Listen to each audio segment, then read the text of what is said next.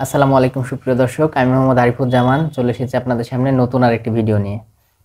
আজকে আমি আপনাদের সাথে আলোচনা করতে চলেছি একজন আদর্শ নেতা কেমন হওয়া উচিত। দেখুন সুপ্রিয় দর্শক, একটা দেশকে, একটা জাতিকে, একটা সমাজ ব্যবস্থাকে অথবা একটা প্রতিষ্ঠানকে ভালো মতো পরিচালনা করার জন্য একজন আদর্শ নেতার কিন্তু কোনো বিকল্পই নেই। তো একজন আদর্শ নেতা হওয়ার জন্য যেসব গুণাবলী থাকা উচিত সেগুলো কিন্তু খুব একটা আমাদের চোখে পড়ে না। তো চলুন দর্শক জেনে নিই একজন আদর্শ নেতার কি কি গুণাবলী থাকা উচিত। তো সবার প্রথমে আমরা যেটা নিয়ে আলোচনা করব সেটা হচ্ছে সততা। একজন আদর্শ নেতা হতে গেলে অবশ্যই তাকে সৎ হতে হবে। সততা ছাড়া আদর্শ নেতা হওয়া কিন্তু সম্ভব না। সততা ছাড়া কিন্তু একজন আদর্শ নেতা হওয়া সম্ভব না। যাদের মধ্যে সততার ঘাটতি রয়েছে, সততার অভাব রয়েছে, তারা কিন্তু কখনোই একজন ভালো নেতা হতে পারবে না। তো কিভাবে? যে সৎ না বা যার মধ্যে সততার অভাব রয়েছে সে কখনোই তার দেশকে, তার দলকে নিয়ে কিন্তু সে ভাববে না। সে সবসময় নিজের সম্পর্কেই ভাববে এবং স্বার্থপর হবে। তো একজন স্বার্থপর মানুষের কাছে কিন্তু তার জাতি বা একটা দেশের আসলে কিছু পাওয়ার থাকে না, বরং সে নিজেকে নিয়েই ভাবতে থাকে। আর এই আত্মকেন্দ্রিক মানুষ কখনোই ভালো নেতা হতে পারে না। এরপর আমরা যেটা নিয়ে কথা বলবো সেটা হচ্ছে যে ব্যক্তিত্ব, জ্ঞান এবং দূরদর্শিতা। আদর্শ নেতা হতে গেলে কিন্তু অবশ্যই ব্যক্তিত্ব সম্পন্ন মানুষ হতে হবে, তাকে অবশ্যই দূরদর্শী হতে হবে এবং জ্ঞানী হতে হবে। যাদের মধ্যে জ্ঞানের অভাব রয়েছে তারা কিন্তু কখনোই একজন আদর্শ নেতা হওয়ার যোগ্য না। তারা কিন্তু কখনোই ভালো নেতা হতে পারবে না। কারণ জ্ঞান এমন একটা জিনিস যা কিন্তু একটা প্রতিষ্ঠানকে বা একটা দেশকে বা একটা জাতিকে সঠিক পথে পরিচালিত করতে সাহায্য করে। এর সাথে সাথে আছে দূরদর্শিতা। দূরদর্শিতা এমন একটা জিনিস যেটা একজন নেতাকে বর্তমানের সাথে সাথে ভবিষ্যতে তার কর্মপরিকল্পনা কেমন হবে এবং ভবিষ্যতে তার দলকে, প্রতিষ্ঠানকে বা তার সমাজকে কোথায় সে নিয়ে যেতে চায় সেটা তার অধীনস্থদের কাছে প্রকাশ করতে পারে। এর সাথে সাথে চলে আসে ব্যক্তিত্ব। অনেকে ব্যক্তিত্ব, সুদর্শন এবং স্মার্টনেসের মধ্যে গুলিয়ে ফেলেন। তারা কিন্তু এই জিনিসগুলোকে একই ভাবেন, কিন্তু স্মার্টনেস, সুদর্শন এবং ব্যক্তিত্ব এই তিনটা কিন্তু তিন ধরনের জিনিস। ব্যক্তিত্ব এমন একটা জিনিস যেটা একজন আদর্শ নেতাকে আকর্ষণীয় চরিত্রের বা আকর্ষণীয় ব্যক্তিত্বের মানুষ হিসেবে গড়ে তোলে। তার অধীনস্থদের কাছে ব্যক্তিত্ব তাকে একটা গুরুত্বের সাথে উপস্থাপন করে। এর ফলে সেই নেতার প্রভাবটা তার দলের উপরে বা তার সমাজের উপরে বা তার দেশের উপরে বা প্রতিষ্ঠানের উপরে বোঝা যায় বা অনেকাংশে এটা প্রকাশ পায়। তো একজন আদর্শ নেতা কিন্তু সবসময় তার ইমেজের মাধ্যমে, তার ব্যক্তিত্বের মাধ্যমে, তার কথা বলার ধরনের মাধ্যমে কিন্তু তার অধীনস্থদের কাছে একটা স্থান দখল করে নেয়। এরপরে যেটা চলে আসে সেটা হলো বুদ্ধিমত্তা। একজন আদর্শ নেতাকে অবশ্যই বুদ্ধিমান হতে হবে এবং তাকে অবশ্যই উপস্থিত জ্ঞান সম্পন্ন হতে হবে। অনেকে আছেন যারা হচ্ছে যে বুদ্ধিমান, বাট কোন জায়গায় কি সিদ্ধান্ত নিতে হবে বা কখন কোন কাজটা করতে হবে সেটা অনেকে বুঝে উঠতে পারেন না। তো একজন আদর্শ নেতা উপযুক্ত সময়ে কিন্তু উপযুক্ত বুদ্ধি নিতে বা উপযুক্ত সিদ্ধান্ত নিতে সক্ষম। অনেক সময় দেখা যায় যে এমন একটা পরিস্থিতি হয়েছে যেখানে খুব দ্রুত সময়ের মধ্যে একটা সঠিক সিদ্ধান্ত নিতে হবে। তো অনেকের মধ্যে কিন্তু এই ক্যাপাসিটি থাকে না। তো একজন ভালো নেতাকে, একজন যোগ্য নেতাকে বা একজন আদর্শ নেতাকে অবশ্যই এই এই গুণটি থাকতে হবে। আদারওয়াইজ কিন্তু সে কখনোই ভালো নেতা হতে পারবে না বা আদর্শ নেতা হতে পারবে না।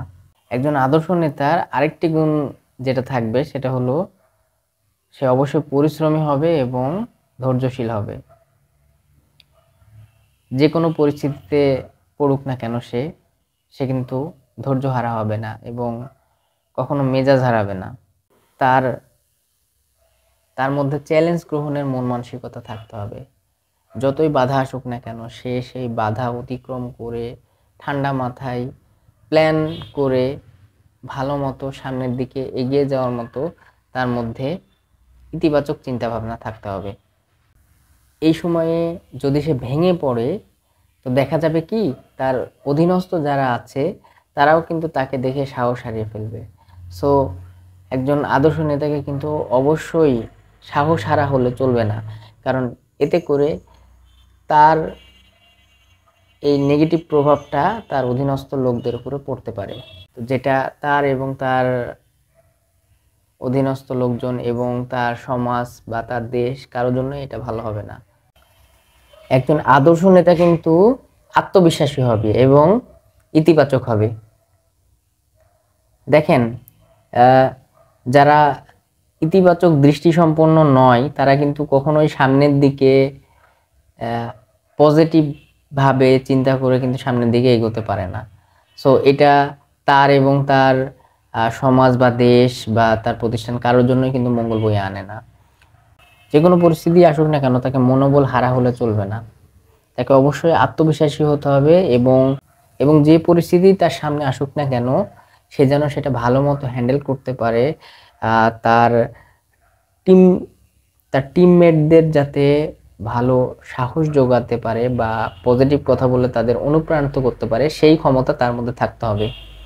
একজন ভালো নেতার মধ্যে কিন্তু যোগাযোগ করার দক্ষতা, কথা বলার দক্ষতা খুব ভালো হতে হবে। একজন আদর্শ নেতা কিন্তু কথা বলা বা বিনয়ের ক্ষেত্রে দেখবেন যে তারা খুবই দক্ষ। একজন নেতা যে ভালো মতো কথা বলতে পারে না সে কিন্তু তার নিজের মনোভাবও ভালো মতো প্রকাশ করতে পারে না এবং যার কমিউনিকেশন স্কিলটা ভালো না সে যেমন নিজের কথাটাও প্রকাশ করতে পারে না, অন্যের কথা সে ভালো মতো শুনতেও পারে না বা বুঝতেও পারে না। সো এই কমিউনিকেশন স্কিলটা, এই যোগাযোগ করার হচ্ছে যে দক্ষতাটা খুবই গুরুত্বপূর্ণ। একজন ভালো নেতার মধ্যে, একজন আদর্শ নেতার মধ্যে এই গুণাবলী কিন্তু অবশ্যই থাকতে হবে। কথা বলার মধ্যে যেন কোনো ধরনের মিসকমিউনিকেশন না হয় সেই ধরনের দক্ষতা তার মধ্যে থাকতে হবে। যেমন বলতে যাচ্ছে এক কথা হয়ে যাচ্ছে আরেক কথা, কথাগুলো ভালো মতো উপস্থাপন করতে পারছে না, তার প্রেজেন্টেশন স্কিল ভালো না, কমিউনিকেশন স্কিল ভালো না, এরকম হলে কিন্তু মানে চলবে না। একজন ভালো নেতাকে কিন্তু অবশ্যই সময়নিষ্ঠ হতে হবে, বিনয়ী হতে হবে এবং সবাইকে সাথে নিয়ে চলার একটা প্রচেষ্টা তার মধ্যে থাকতে হবে। যদি আপনি বিনয়ী না হন, যদি আপনি সময়নিষ্ঠ না হন, আপনি কিন্তু লং রেসে কিন্তু আপনি কিন্তু চলতে পারবেন না। সো একটা সময়ে আপনার ইমেজ কিন্তু অটোমেটিক ডাউন হয়ে যাবে। মানুষকে সম্মান করার মতো ক্ষমতা আপনার মধ্যে থাকতে হবে। আপনাকে অবশ্যই মানুষকে সম্মান করতে হবে। কে আপনাকে সম্মান করলো এই আশায় আপনার থাকতে চলবে না, বরং আপনি মানুষকে সম্মান করুন, মানুষের সাথে ভালো মতো কথা বলুন, বিনয়ী হন। একজন রুক্ষ, একজন কর্কশ নেতা থেকে কিন্তু একজন বিনয়ী নেতা ঢের ভালো। এবং একজন বিনয়ী লোক কিন্তু তার প্রতিষ্ঠানকে, তার সমাজকে বা তার দেশকে বা তার দলকে ভালো মতো পরিচালনা করতে পারে। ঠান্ডা মাথায় তার প্রতিষ্ঠানকে, তার দেশকে বা তার সমাজকে কিন্তু ভালো মতো পরিচালনা করতে পারে। সো বিনয়ী হওয়াটা কিন্তু খুবই গুরুত্বপূর্ণ। যদি আপনি একটা দেশের নেতা হন বা একটা সমাজের নেতা হন বা একটা প্রতিষ্ঠানেরই যদি আপনি নেতা হন, আপনার আন্ডারে যারা কাজ করবে বা আপনার যারা সঙ্গবঙ্গ আছে তারা কিন্তু আপনাকে অনুসরণ করবে। তাদেরকে সাথে নিয়ে কিন্তু চলার মানসিকতা আপনার মধ্যে থাকতে হবে। তারা যে কোনো বিপদে পড়লে আপনাকে কিন্তু তাদের হেল্প করতে হবে, তাদেরকে কাজ বুঝিয়ে দিতে হবে, তাদেরকে দেখিয়ে দিতে হবে, তারা যে কোনো সমস্যা আপনার কাছে নিয়ে গেলে আপনাকে সেটার একটা উত্তম সমাধানের ব্যবস্থা করে দিতে হবে। তো একজন ভালো নেতা সহযোগী যারা থাকেন তারা কিন্তু সেই নেতার কাছে যেন কমফোর্টেবল থাকেন সেই চেষ্টাটা নেতাকে করতে হবে। তাদের সুবিধা অসুবিধা, তাদের সমস্যা, এই জিনিসগুলো তাকে শুনতে হবে। তারা যদি কোনো বিপদে পড়ে তাদের পাশে দাঁড়াতে হবে। আপনি যদি তাদের পাশে দাঁড়ান তবে দেখবেন তারাও আপনার বিপদে আপনার পাশে সবসময় থাকতেছে। অনেক সময় দেখা যায় একটা কাজ করা কিন্তু একজনের পক্ষে সম্ভব হয়ে ওঠে না। যদি আমরা উদাহরণস্বরূপ বলতে যাই, ফুটবল খেলা কিন্তু একজনের খেলা না। এখানে 11 জন পার্টিসিপেট করে। একজন যতই ভালো খেলোয়াড় হোক না কেন, 11 জনেরই কিন্তু এখানে ভূমিকা থাকে। হয়তো একজনের বেশি ভূমিকা থাকবে, এটাই স্বাভাবিক, বাট সবার কিন্তু ভূমিকা থাকে। সবার পজিশনে সবার কিন্তু এক ধরনের দায়িত্ব আছে এবং একজন আদর্শ নেতা কিন্তু সবসময় তার সহযোগীদের হাতে কলমে কাজ দেখিয়ে শিখিয়ে পড়িয়ে তারপরে কিন্তু নেয়। সো যদি এক কথায় বলি তাহলে একজন আদর্শ নেতা কিন্তু একজন গুরু বা শিক্ষকের থেকে কিন্তু কম না। সো বন্ধুরা, এতক্ষণ যে আলোচনাগুলো করলাম, একজন আদর্শ নেতার মধ্যে কিন্তু এই বৈশিষ্ট্যগুলো কিন্তু অবশ্যই প্রতিফলিত হতে হবে। এই বৈশিষ্ট্যগুলোর ঘাটতি হলে কিন্তু তাকে আমরা আদর্শ নেতা বলতে পারবো না।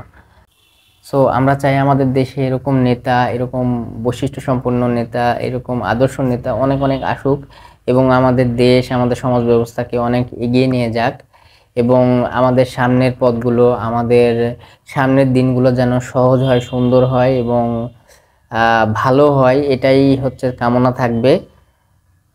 তো বন্ধুরা, ভালো থাকবেন। আসসালামু আলাইকুম।